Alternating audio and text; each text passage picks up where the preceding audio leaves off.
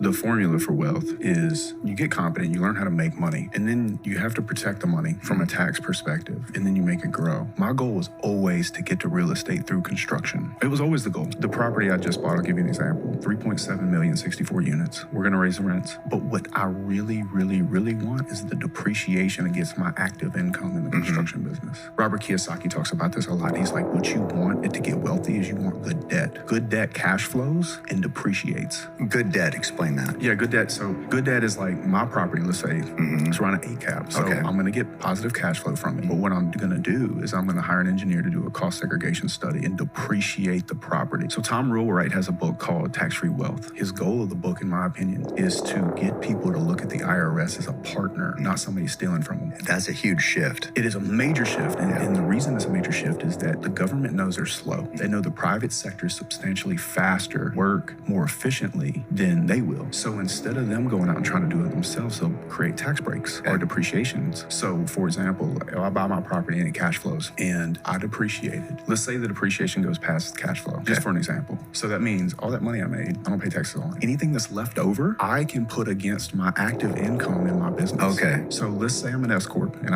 I take a salary. I get to save money because like when you're an employee of your own business, I don't have to match FICA, Medicaid, so you save like 7%, right? But I'm still in a pretty good tax bracket. So all that leftover depreciation comes off the top of that. Comes off of that. Yeah. So let's say that's an extra 20 grand. So my taxable income is 20 grand less. So I want as much debt as I can get so I can depreciate against my active income. And that's why guys like Trump don't want to show their taxes, not because he broke any laws, just because he's gonna piss people off. Well, because he's good at what he does. He's good. He's good with bro, money. he's a go, bro. He's the man, bro. I love Trump. So Did you read his book? The Art of the Deal? Yeah, Yeah, I read it. I'll tell you another thing about Trump I like. I do this model. His construction management was a woman. And my ops manager and my team, all women. Now, not the guys in the field, but I got like 6 women in the office. I sent them all to roofing school. They know all the parts of the building. I literally train them myself. They know the game. They've run screw guns. They get it. But they've literally put roof panel on. Not so they have a better perspective on when they're making decisions from the office. And so they can have a conversation. Okay. And so when they see something on a checklist, they're like, oh, I know what a clip is. I know what an MR24 roof panel is. I know what Butler is versus American or Nucor. All these big metal building manufacturers. I know what a GERD is, Perlin. They know the parts of the building. I think that's important because guys are always looking for something to be like, they don't know what the fuck they're talking about. Did you hear that?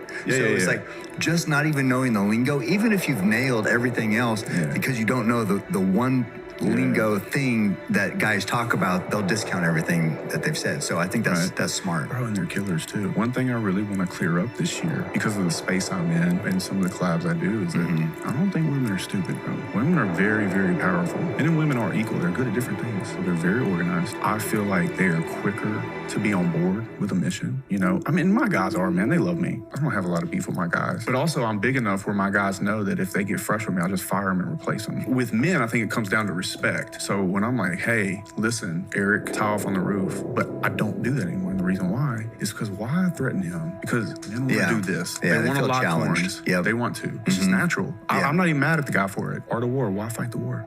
No, Elliot, tell Eric to tie off. Hey, Eric, tie off. Yes, ma'am, I'll do it for you. Sorry about that. Yeah. Click. Done. It's not the ego challenge. Why? I don't need the boost. I know I can fire you, bro.